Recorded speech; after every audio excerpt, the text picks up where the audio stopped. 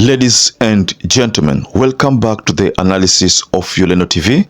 I hope you're well from wherever you're watching this channel. Now, there's a story that has been circulating, and I believe you must have stumbled upon this story. And this story is touching on William Ruto's cabinet. Now, to start this story, I'll first take you through a tweet that was shared by one Twitter handle by the name Soko Analyst. And let me read this tweet to you, ladies and gentlemen. A CS was arrested in Dubai with 210 million in cash, and the president had to intervene to secure his release. My question is, where is this money coming from? And you wonder why our debt keeps going up despite the payments we are making. This is a reason to make sure Ruto and his team leave. Then another Twitter handle by the name George T. Diano wrote on his X account. This is what he said. It was in dollar denominations, and he actually spent 2 days in custody with the FBI involved. I'm in the block, but tell Kipchumba Murkomen there will be no escape route for him. I hear he's among the CS the government of the US has pressured the president to fire ASAP. So those are some of the two tweets which I came across, which are relating to the story that I wanted to share with you, ladies and gentlemen. From the two tweets, the person being referred to here is CS Murkomen. CS Murkomen is the person who has been alleged to have carried $210 million in a briefcase. So I want us to expound this story, ladies and gentlemen, because there are things here we must address, because this story is coming amid the ongoing demonstrations from the youths who have been saying that the government is living large. The government is spending more than it is supposed to spend. And the government has people who are dishing out millions in donations and everything. The government has ministers who have choppers and everywhere. It's unlike the previous governments. Those are concerns of the youths. So before you further this analysis, please, ladies and gentlemen, like this video. It's so important if you like this video. I'm so grateful for everybody who has been liking our video. I don't take that for granted. Subscribe to our channel if you're not subscribed before, and to existing subscribers, thank you so much for your support. Now, the point to note in this story is that the minister was arrested in possession of $210 million. The minister was arrested by FBI, and the president, Ruto, was requested to intervene. Ruto intervened and secured the release of the minister involved. I mean, these are just some of the points to note in this story. There's also a talk that the US government is pushing William Ruto to most likely fire this particular CS. Now, George T. Diano, who is one of those ex-handlers who shared a story here, says that Murkomen blocked him.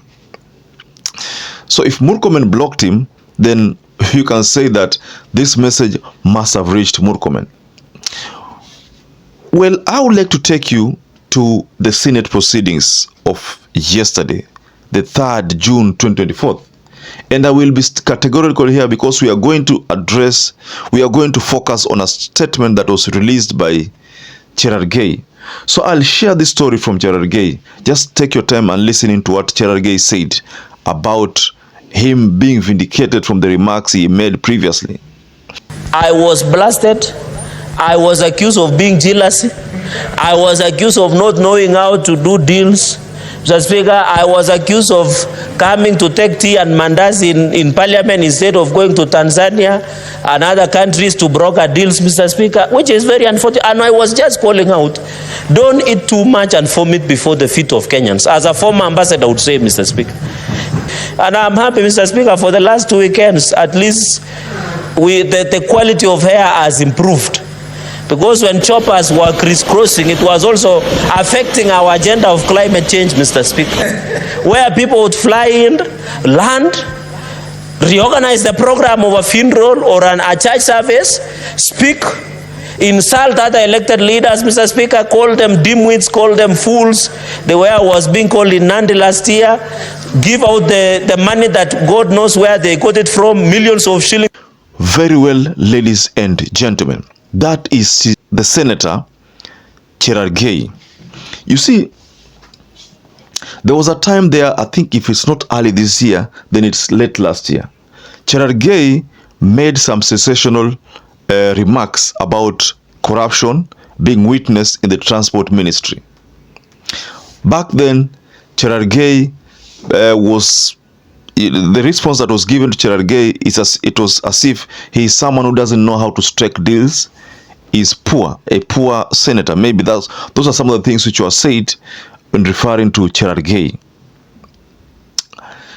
Some of the politicians in Rift Valley have reacted to some of the ministers in William Ruto's government. And one particular person being referred to here is Murkomen. So, ladies and gentlemen, do you think this story is true, or this is just another media creation? I want you to go below the comment section there and offer a reaction regarding this. You know, kuna kitu in Swahili ambayo inasemekana kwamba lisemalo liko na kama haliko basi linakuja. This issue of Murkomen has been talked about for quite some time, especially on the SpaceX. Yeah, many people have been talking about him living large. You know, the watch he wears, the shoes, you know, some t-shirts, living expensive. Then there is Boni Alwale. He also made another remark about, I don't know how many millions of hackers. I mean, all this to one person. So, you know, all these things, if you look at them extensively, they're all leading to one person. One person here, ladies and gentlemen. Because from Boni Alwale's remarks again, listen to Boni Alwale's remarks. Mr. Speaker, if we don't refuse these things, people like Murkomen will think that they are giving us their money. It's not their money. Those are proceeds of corruption. People are angry and hate public servants because of our own making. The public display of wealth and opulence, unless members of the public can quickly see where you've gotten it, they will not be happy. Boni Alwale seems to be talking about the same person. That's yes. Could you say that this is coincident that someone like George T. Diano, someone like Soko analyst, talks about corruption, and the person here being referred to is Murkomen, and then we have people like Cherargei amplifying that narrative, akisema kwamba tulisema tukadharauliwa, tukaambiwa, tukasemezwa, tukasemeshwa yani, you know. And then someone like Boni Alwale, who is this, and by the way, take note of the fact that these are people in UDA. Hao wote ni viongozi kwa upande wa UDA. Hapa bado hatujasikia mtu kutoka Azimio. Ni hao wawili nimekupatia ni wa UDA. Cherargei, Boni Alwale. There is also Aaron Cheriot. Absolutely nothing. That this is a rigged economy where only those with proximity to power and the advantage unduly given to them by the spaces they occupy, either in public or private institutions, Mr. Speaker, are able to enjoy living in the country. And we are being asked to repair and fix it. Where this thing has reached, Mr. Speaker, it needs an overhaul. So all these people are from UDA. So hatuwezi sema kwamba this is political witch hunt from people of Azimio kwa sababu wako na wivu hata wako kwa serikali. No, the people are reacting wako serikali. So this fact that the people are reacting wako serikali already inaachia mwananchi mambo mengi, maswali mengi kujibu. Na ndio maana unaona majinzizo wamekuja kwa street wakasema kwamba hii serikali inatukandamiza, inataka ushuru nyingi kwetu, na watu wanaonekana ma briefcase ya mamilioni huko Dubai wameshikwa money laundering. Ladies and gentlemen, you've also noted here that in the tweet from George T. Diano, He talks about US government being pressured to fire the CS ASAP. There's also the issue of the CS being banned from accessing the US country.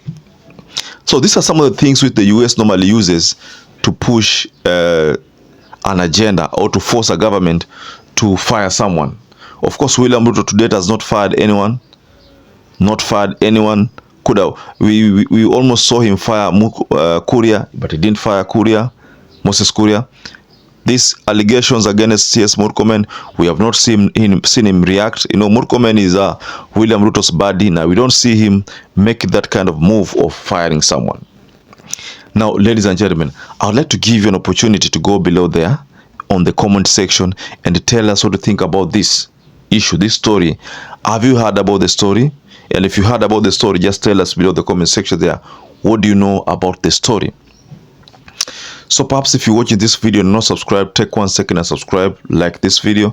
Until you catch up again, stay safe and stay blessed.